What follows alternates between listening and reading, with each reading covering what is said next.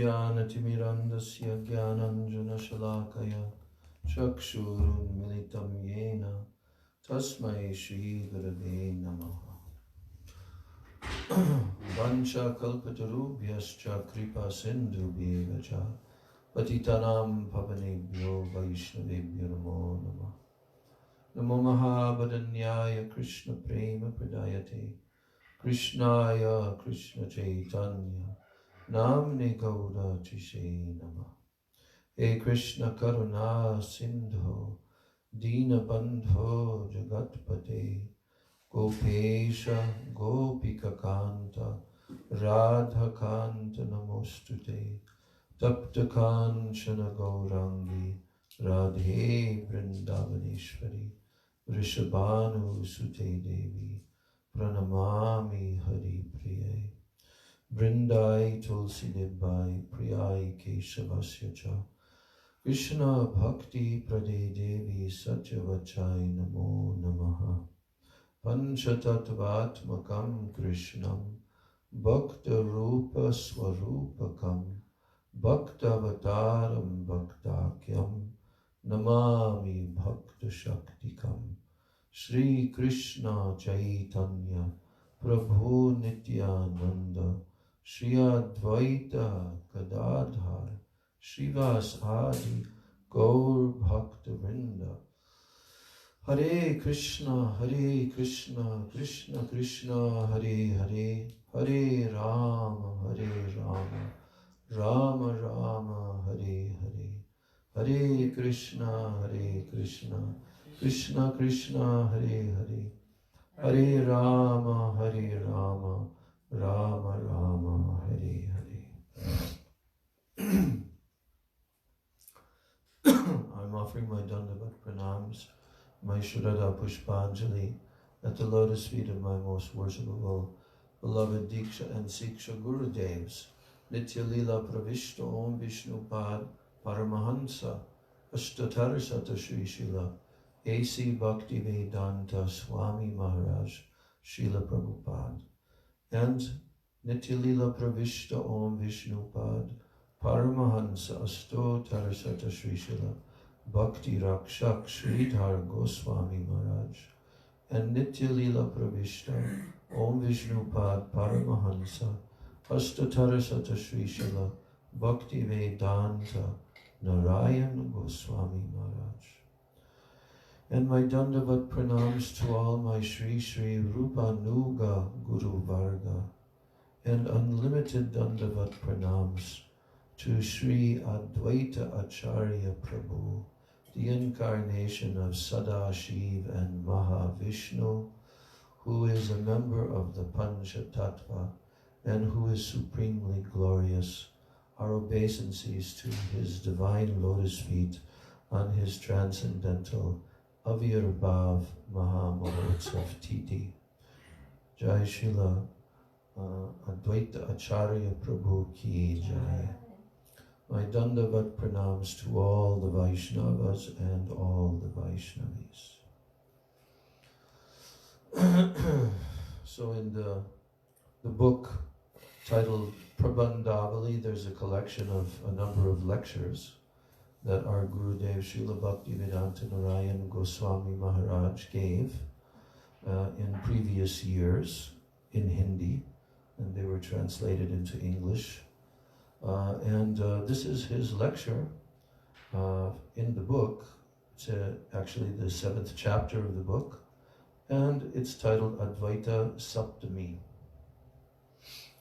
So Gurudev is telling Advaita Saptami is the day that Advaita Acharya appeared in this world. Advaita Acharya, the cause of the material world, he comes first. And after that, Nityananda Prabhu comes on the day of Trayodasi, and then Sri Chaitanya Mahaprabhu himself comes on Purnima, descending into this world with the effulgence of Radha Bhav. So every year, Advaita Acharya comes first, Advaita Saptami, and then 8 days later, On Trayodasi is Nityananda Prabhu's appearance day. And then, I'm not sure the number of days, but then Gauranga Mahaprabhu appears a little bit over 1 more month later, after Nityananda Prabhu. So, and they are also by age, Advaitacharya is the eldest, then Nityananda Prabhu, and then Mahaprabhu is the youngest. So in this way, the pastimes of Mahaprabhu begin. He's now quoting from the first verse. I read that last night. First verse of Adi Lila chapter 6. Bande tam Srimad Advaita Charyam Adbhuta Cheshtitam Yasya Prasadad Agyopi Tatswarupam Nirupayet. I pray to Advaita Acharya, who performs especially wonderful pastimes, that by his mercy I may be able to describe this difficult tattva easily. So he's admitting not an easy tattva to describe Sri Advaita Acharya. What are these wonderful pastimes? Seeing Nityananda Prabhu, Advaita Prabhu began complaining. Where has this avadut come from? Today he has come to our home and thrown prasad in all directions. He has no knowledge of what class he belongs to. Actually, he has no class at all. We are Brahmins. We are the best of society, and he has dropped prasad on the bodies of everyone here. So what was that incident? Remember? Nityananda Prabhu threw the rice. Right. What was the scene? Advaitacharya had already fed Nityananda Prabhu, and he's saying, "Oh, I'm still hungry." And Mahaprabhu. And Mahaprabhu. Yeah. He's saying, "Oh, I'm still hungry." He said, "What kind of sannyasi are you?" Right. I never much more than that. Oh, there's much more than that. Mahaprabhu had just taken sannyas, so they'd been gone 3 days. And they fasted for 3 days. As Mahaprabhu didn't take prasad either for 3 days. And then Mahaprabhu thought he was in Vrindavan, and he was, what the devotees had directed him towards the Ganga. And then he sees Advaita Acharya and says, "Oh, Advaita, what are you doing? You're here also? In Vrindavan?" You're here in Vrindavan? Also. Right. And Advaita Acharya said, "Wherever you are is always Vrindavan." Yeah. Once they come to my house, they were Shantipur and take prasadam, and so... I think they had to cross the Ganga. Yeah, they crossed. Because, It's on the other side. right, yeah. And Sita took Advaita's wife, or was it Sachimata had cooked? I believe it was. I think it was mainly Advaita Acharya and Sita Devi. Okay, and so that's why Nityananda was throwing rice around, because he was so hungry. And teasing Advaita. Right. Well, Gurudev goes on. After Advaita Acharya said that, then Nityananda Prabhu said, "Hey, Aparadi, you are committing an offense to Mahaprasad. You consider it to be mere food and that it is merely being thrown around. You can't see that it bestows good fortune and that whoever's body is touched by this prasad at once crosses over Maya." So in this way, there was generally some quarreling between them. When they would go for bathing, then certainly there would be quarreling. I just explain one more thing. So, as you were saying, Mahaprabhu had just taken sannyas in Katha, and he wanted to go to Vrindavan. But he was completely in an internal trance. And so Nityananda Prabhu was going with him and two others, and they were traveling along the banks of the Ganga, and Nityananda Prabhu was leading. So Mahaprabhu wanted to go to Vrindavan, and he was very deeply in the moods of Srimati Radhika. But then suddenly he saw Advaitacharya, and then that alerted Mahaprabhu. He kind of came to somewhat external consciousness.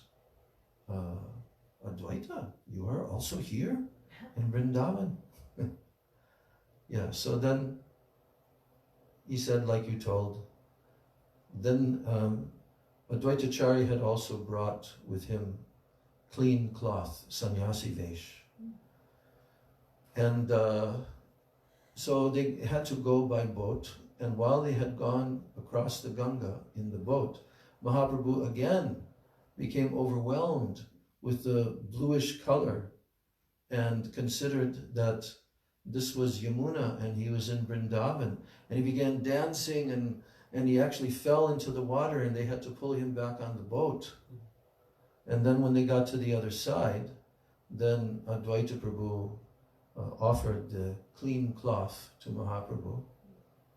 Then they came to the house of Advaitacharya in Shantipur, and when they came into the room of the deity room, there were hundreds of pots of freshly cooked prasadam of all varieties. In Chaitanya Charitamrita, there's actually some, quite extensive description of the names of the preparations and so forth, you know. And because you know how they can have small clay pots and a little bit bigger, like that, you know. And so they were like stacked up everywhere, probably enough to feed about 100 people, you know, or more. So anyway, Mahaprabhu said to Advaitacharya, oh, how fortunate that you were able to offer such wonderful preparations to Krishna, to Supreme Lord. Acha. So then Advaitacharya, my Lord, sit now, I will serve you. And Mahaprabhu, in the mood of a sannyasi, this is the first time that he's accepting, you know, any meals at a householder's home as a sannyasi. And Advaitacharya is the first time serving him, first person to serve him in his sannyasi role. So then Mahaprabhu said, oh yes, so many preparations. Okay, now just bring me some simple boiled rice and lafra byanjan, which means like a wet mixed vegetable, like boiled vegetable, right? Right? So then he's sitting, and Nityananda Prabhu sitting next to them. So then then Advaitacharya puts a huge mound of rice on each of their plate, huge mound of rice, and pours ghee, and then begins to bring all these different preparations. And then now Mahaprabhu starts to complain, I want only some simple vegetable. And that's when Advaitacharya told him, my Lord, we know that in Jagannath Puri you're eating, 64 times a day? So many unlimited preparations. So just please be quiet and take prasadam. And then Mahaprabhu did, right? So they're taking prasadam, and as soon as one cup goes down halfway, immediately more, and then more and more preparations and more cups. So they go on and on and on eating. Yeah, so then Mahaprabhu finally says, now we have had sufficient. But then Nityananda Prabhu, he begins to complain. He says, what is this? You've invited me, and you have not even provided enough for me to fill half my belly. And then he begins to criticize, and then Advaitacharya begins to tell him, yes, but such a person like you, no one even knows what caste you're from, and I've invited you into my house.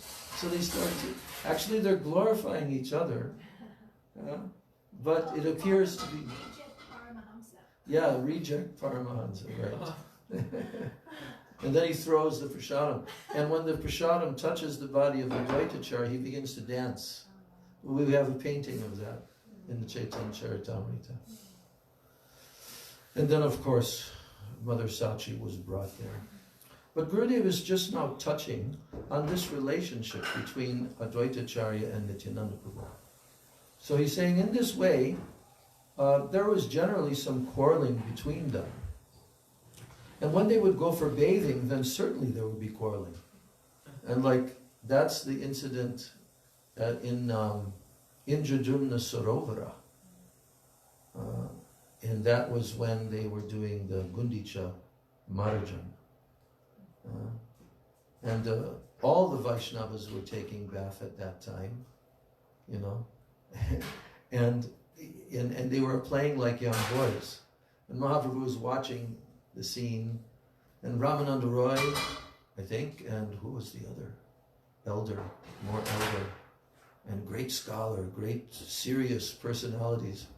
And Mahaprabhu was watching how they were playing like young boys. So, at that time, Nityananda Prabhu, he was very young. Mahaprabhu was the youngest. Then came Nityananda, and the oldest of all was Advaitacharya, whose thoughts are sometimes very difficult to understand. He sent a mysterious sonnet to Mahaprabhu. Now Gurudev is jumping to the very end of Mahaprabhu's Leela, just to illustrate the nature of these personalities. So this is the actual mysterious sonnet that he sent to Mahaprabhu. Baulake kohila, Baulake kohiha, loka hoila baul. Baulake kohiha, hate na vikai chaul. Baulake kohiha, kaye nahika aul. Baulake kohiha, iha kahia che baul. So here's the translation. This is the note that was sent from Advaitacharya to Mahaprabhu, which was very mysterious. No one could quite understand. So what is the meaning of this? One madman, that means Baulake, madman. One madman is sending a message to another madman. And here's the message. There is no longer necessity for rice in the marketplace. So, it is time for the shop to be closed. No one could understand this sonnet. Upon reading it, Mahaprabhu was a little indifferent. Only Swarup Damodar could understand a little of Advaita Acharya's mood. No one else could understand. And he said that one madman, meaning Advaita Acharya, who is mad with Krishna Prem, is sending a message to another madman, Sri Chaitanya Mahaprabhu, the one who made the whole world mad with Krishna Prem, the original madness. There is no longer necessity for rice, means that Prem has been given to everyone. And now the task is completed. Therefore the shop should be closed. Means your pastimes in the material world should now come to a close. But no one understood this. Only Swarup Damodar could know something of its meaning. In this way, Advaita Acharya's pastimes were mysterious and wonderful. So, it's also been explained that just like when a devotee is doing archan of the deity, right? So, in the process of archan, there are certain mantras that are pronounced to call the deity, right? and then the deity comes through the calling of the mantras. The worship is performed. But there's also mantras at the end of the ceremony of Archa to request the deity again to return to their original place. So this is the similar thing, because who called Mahaprabhu? Advaita Acharya. He called him into this world, and therefore Mahaprabhu always honored him for this activity of bringing him here. Mahaprabhu knew that, always, internally. Mahaprabhu knew that. So, this sonnet is the way of Advaita Acharya, who called the worshipable deity, and now the whole purpose for his coming has been fulfilled, because everyone has received prema. Now the shop should be closed. So in this way, Advaita Acharya's pastimes were mysterious and wonderful. Although the gist of Bhagavad Gita, it advocates bhakti. Although that's a fact, at the time of Advaita Prabhu's appearance, no one was explaining it in that way. The message of the Gita is full of devotion. He's saying, Vishate tad anantaram.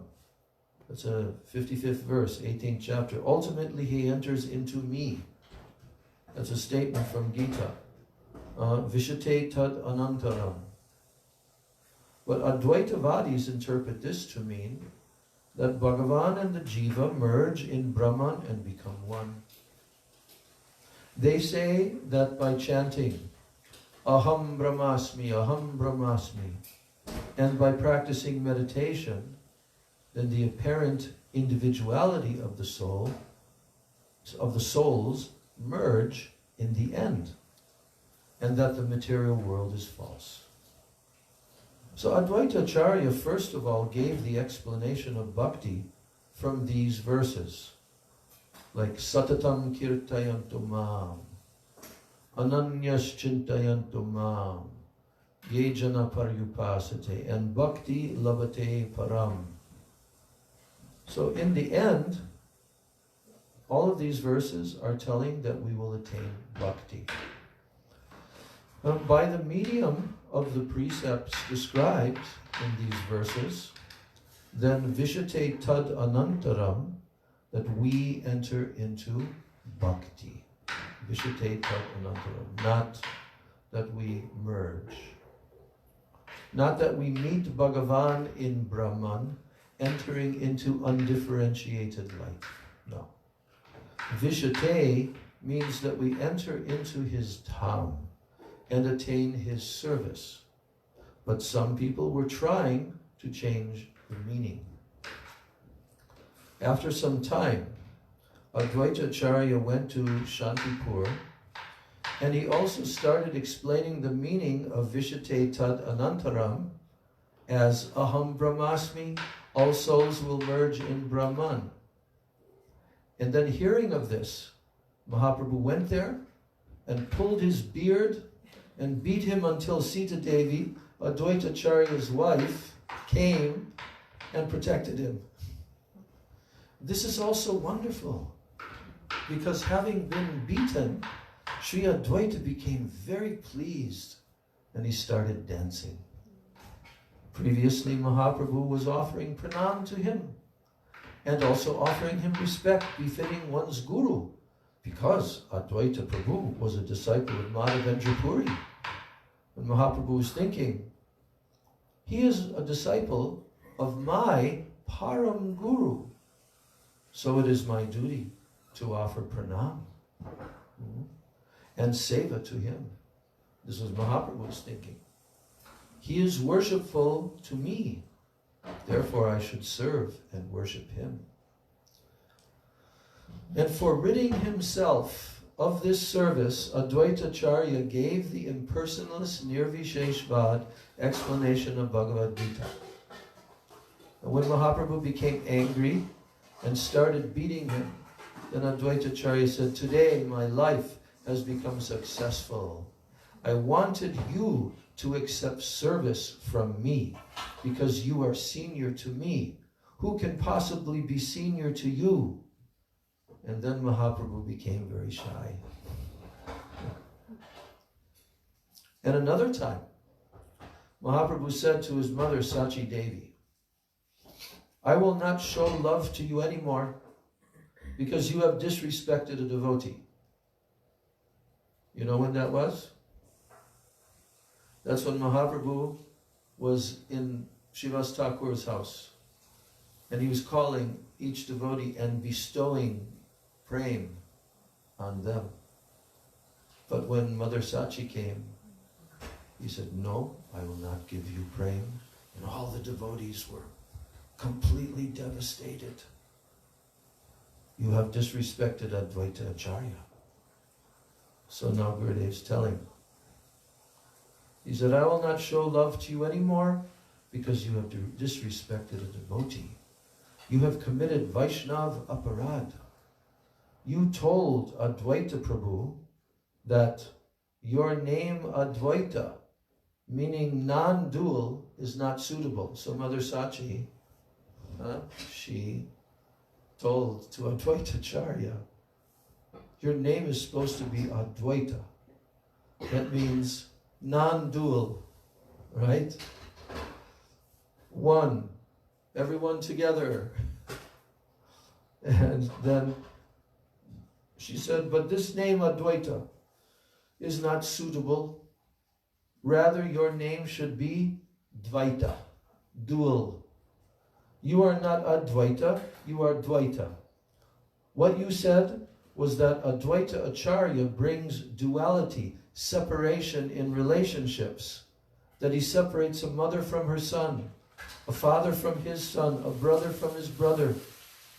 Advaita Acharya explains the path of devotion, thereby breaking the chains that bind one to the material world. A mother has natural affection for her offspring, but if Advaita Prabhu is able to increase someone's spontaneous attraction towards Krishna, then what could be greater? What could be greater than that?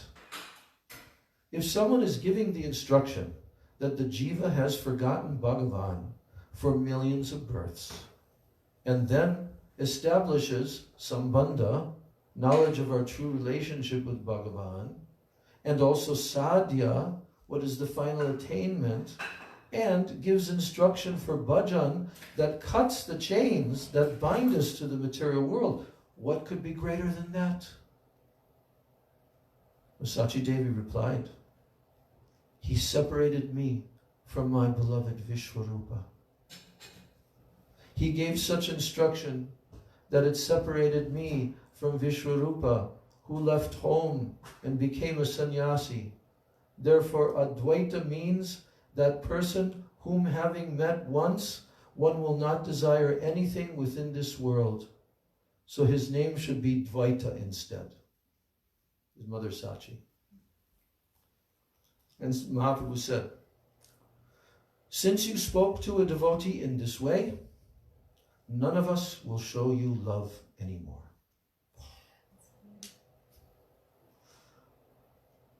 And as she stood there, everyone told her that because she had committed an offense at the feet of Advaita Acharya, they could not show any love to her. Then Sachi Devi went to beg forgiveness from Advaita Acharya, but instead he fell at her feet and said, you are the mother of the entire world. It is not possible for you to commit any offense. But all right, if someone says that there has been some offense, then I say it is hereby forgiven. Then Sachi Devi returned to Mahaprabhu, and everything was set right. Many wonderful pastimes like this were performed by Sri Advaita Prabhu. Advaita Acharya, he was also instrumental in bringing Sri Chaitanya Mahaprabhu to this world. At the end of Dwapara Yuga, upon completing his pastimes in this world and returning to Goloka Vrindavan, Sri Krishna Chandra, he thought, I have 3 desires that have not yet been fulfilled. And understanding the glories of Radhika's love, discovering the sweetness that she finds within me, and tasting that sweetness without assuming the sentiment of Radhika herself and the effulgence of her form, it will not be possible to experience these 3 things. I have tasted Sakya-ras, Vatsalya-ras, and Madhurya-ras, but as yet I have been unable to experience what her happiness is upon seeing me, and what is the nature of her praying for me. In order to experience this, I must again go to the material world. So at that time, it was necessary for the Yuga Dharma to be given. The age of Kali, which lasts 432,000 years, it had come. And ordinarily, at the end of each Yuga, an incarnation of Bhagavan comes. Just as at the end of Treta Yuga, Ramachandra came, and at the end of Dwapara Yuga, Krishna came. Such a Yuga avatar comes when the disorder in the material world has reached its highest limit. He quotes Bhagavad Gita, Dharma samstapanartaya sambhavami yuge yuge. In order to re-establish the principles of religion, I appear millennium after millennium. Sambhavami yuge yuge. You know the beginning of that verse? No? It's the other one. Yes. Yes. Yada yada hi dharmasya glanir bhavati bharata. Oh, you're right. Avyutanam adharmasya tadatmanam srijamyaham. Right. Paritranaya sadhunam vidashaya trajaskritam. Dharma samstapanartaya sambhavam yuge yuge. So yuge yuge. Millennium after millennium. But Bhagavan thinks, just see how much sinful activity is increasing and how the chaos is escalating due to the demons. When should I descend? Bhagavan is thinking. So there are actually 4 reasons for Mahaprabhu's descent. 2 are primary, 2 are secondary. The most primary reason is for tasting the prema of Radhika. And the second reason is anarpita charim chirat karunaya vatirna kalo samarpaitim unatujvala rasam svabhakti shriyam. See, this lecture was given long before Gurudev came to the West. So by his causeless mercy, he appears in the age of Kali to bestow what no incarnation has ever offered before, Unata Ujjvala Ras, the most sublime amorous mellow in his own service. Mahaprabhu wanted to give a specific wealth of praying to the jivas that had never been bestowed by any previous incarnations. Unnata Ujjvala Ras, the Parakiya Bhav of the gopis. We've heard this many times in the last few days. Now that should be firmly situated in our memory and in our intelligence, because whenever he's mentioning Unnata Ujjvala Ras, then he says the 2 words Parakiya Bhav of the gopis. There are 2 kinds of Unnata Ujjvala Parakiya Ras. One kind, the sentiment of Radhika, is not givable. Is not givable. But the other, the sentiment of the Nitya Sakis and the Pran Sakis, who serve Radha, and who following her also serve Krishna. that Unata Ujjvala Ras can be given. Therefore, to bestow the highest prem upon all jivas and to taste the prem of Radhika, Krishna comes. So his third reason for coming is to preach the Yuga Dharma, Nam Sankirtan. And the fourth reason is Yada yada hi dharmasya glanir bhavati bharata abhyuttanam dharmasya tadatmanam srijam yaham. Whenever and wherever there is a decline in religious practice, O descendant of Bharat, and a predominant rise of irreligion, at that time I descend. These are the four reasons. Krishna was thinking, when should I go? To establish the Yuga Dharma, descending at the end of the Yuga is all right, but if instead I preach Nam Sankirtan at the beginning of the Yuga, the degrading influence of the Yuga will have a lesser effect on the jivas. When should I give the sentiment of the gopis? And when should I taste the love of Radhika? He was considering all of these things.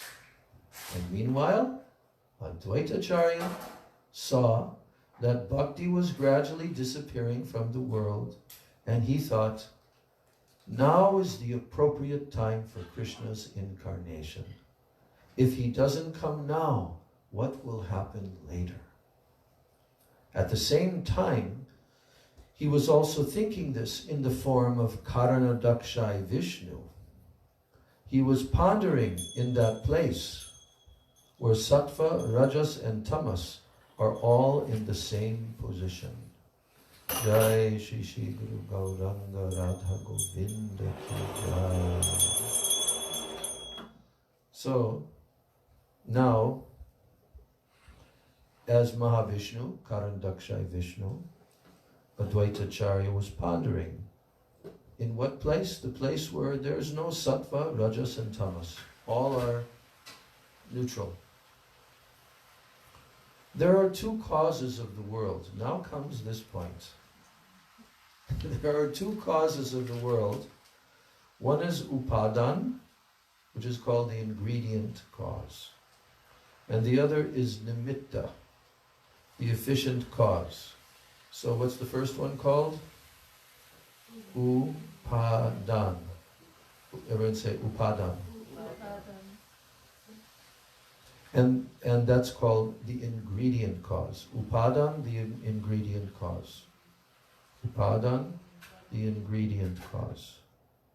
And the other is nimitta. Everyone say nimitta. Nimitta, the efficient cause. The efficient cause.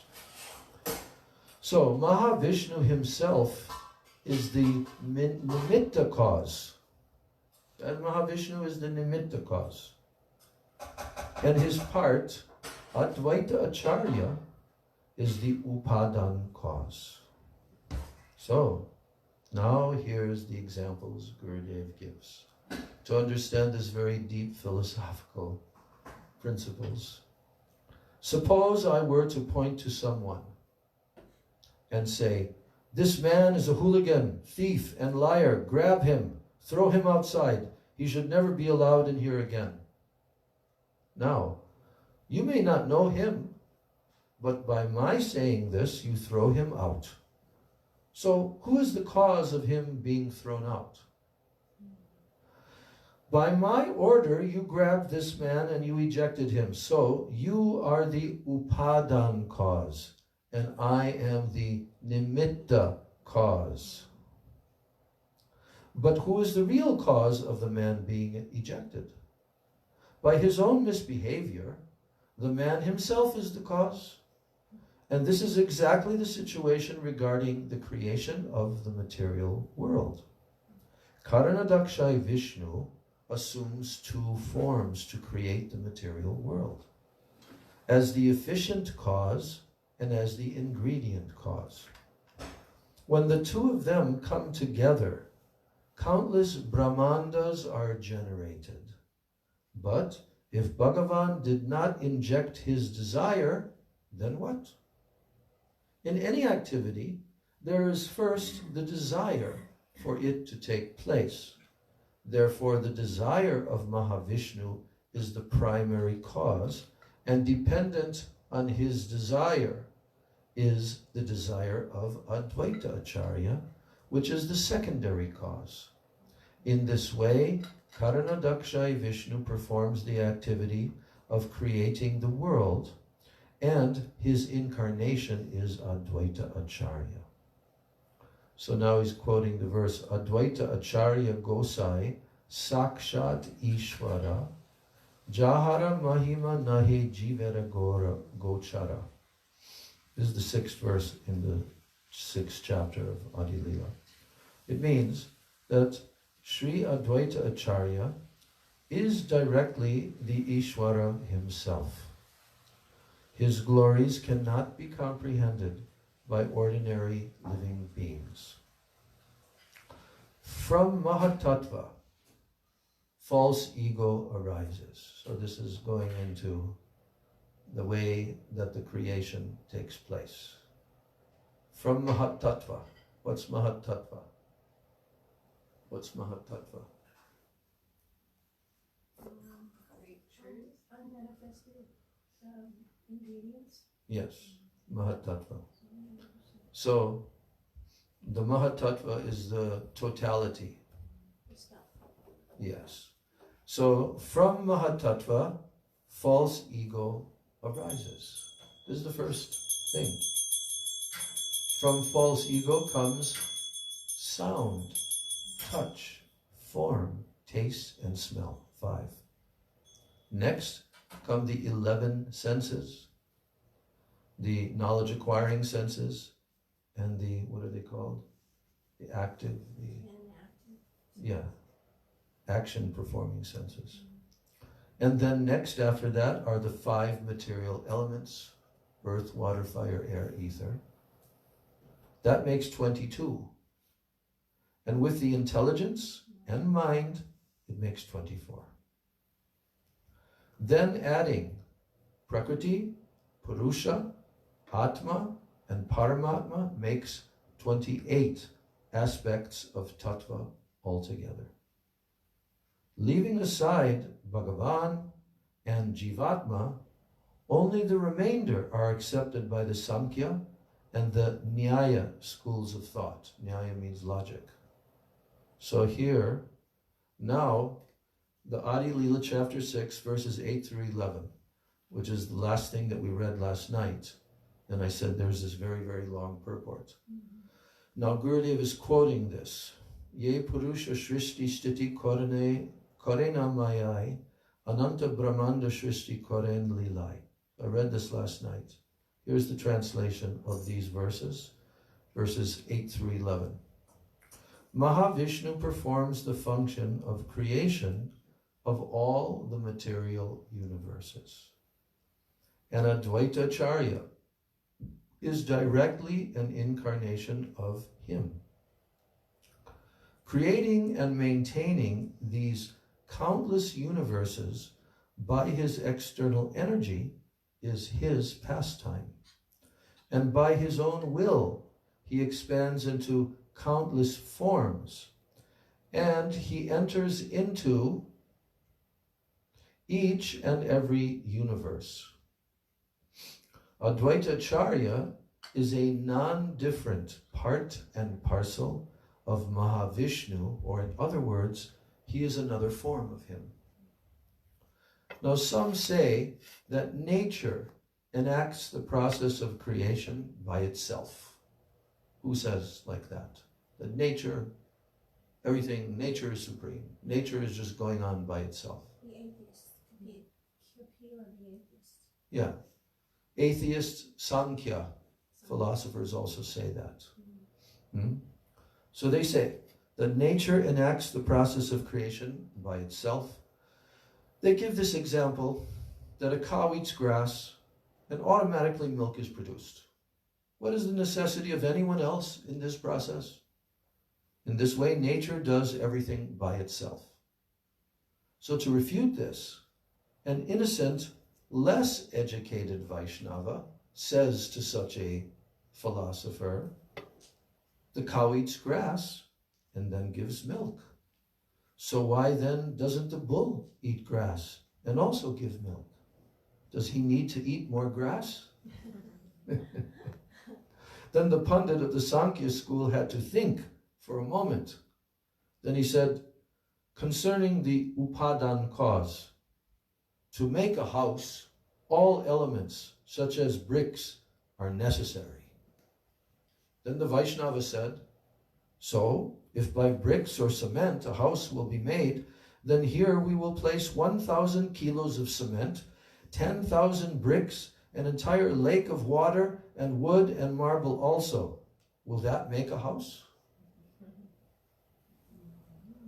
So by the upadan only, it will not happen, because it needs the nimitta cause. There may be a pen and a paper, but by themselves, will they write?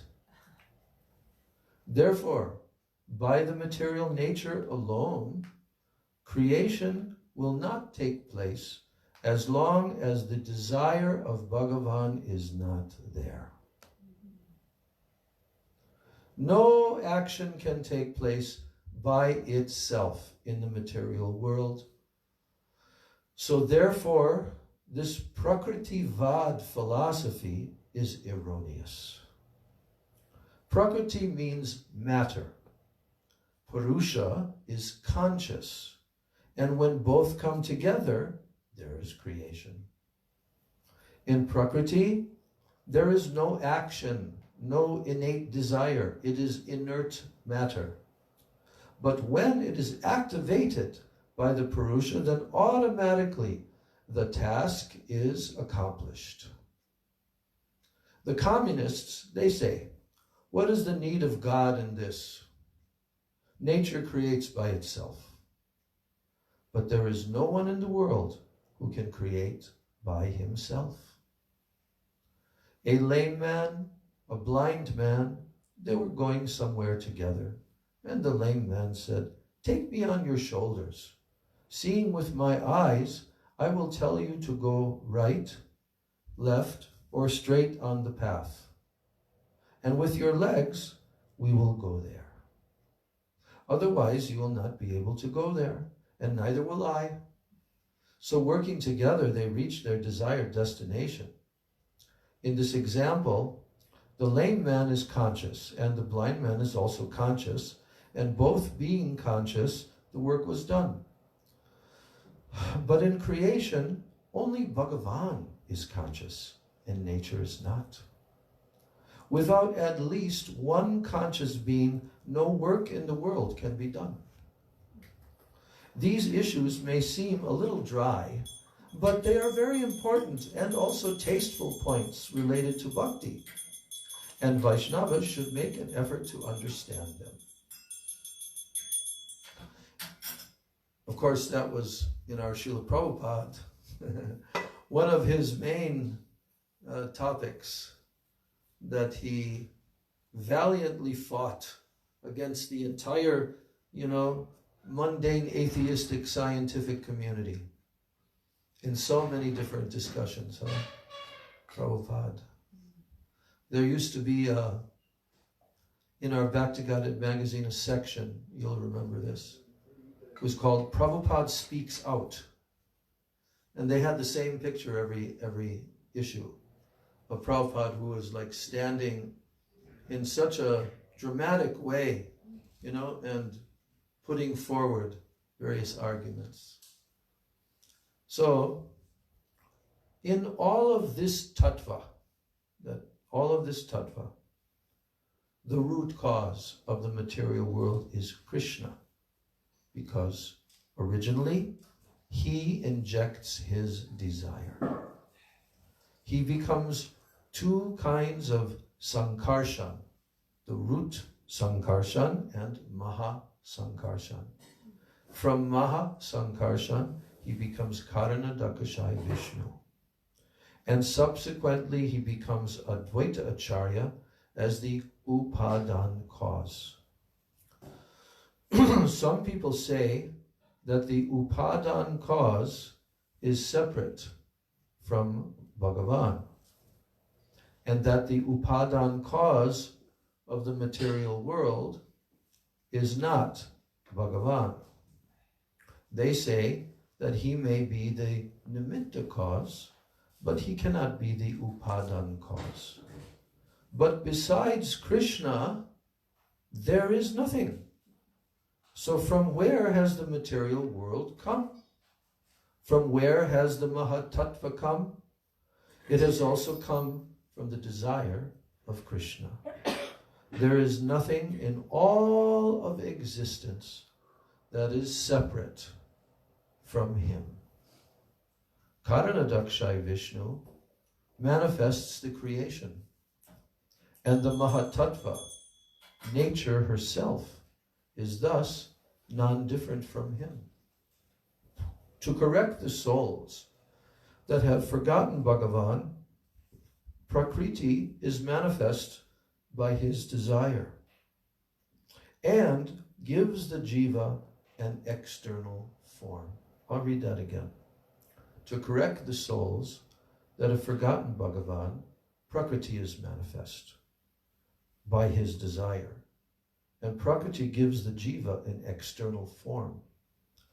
The jiva may consider his placement in that condition of life to be an opportunity for great happiness, but actually it is punishment. Just like when a crazy man dances around naked, people will beat him, and without eating or drinking, he wanders around. He says, I am the king, or I am the prime minister, and he thinks himself to be happy. Our condition is exactly like that. Not just a little bit like that, it's exactly like that. We may consider ourselves happy, but in reality, we are not happy. We're not in a happy condition at all. So thus, Advaitacharya was thinking, the world has become atheistic. One after another, people are forgetting Bhagavan, and for me to rectify them alone is not possible.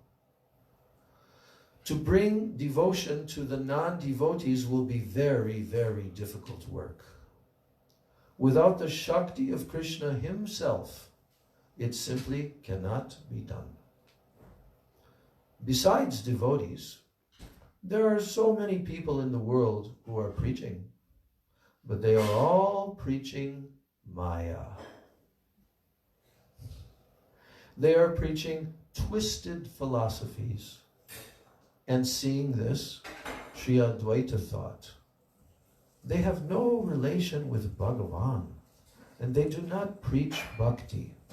Even when they do preach from Srimad Bhagavatam and Bhagavad Gita, they express only the desires of their minds. They are indifferent to Sanatana Dharma and pure devotion, and all of them, especially the Mayavadis, will only hear what they want to hear. Defeating Ravana was not a very difficult thing, and killing Kamsa was also not a difficult thing. These actions, they could have been done by a Vishnu incarnation, but changing the thinking of these Mayavadis is very difficult. Only if Krishna himself comes into this world will it be possible. So since Advaita Prabhu was at least 60 years old when Mahaprabhu appeared, he was the oldest of all of Mahaprabhu's associates.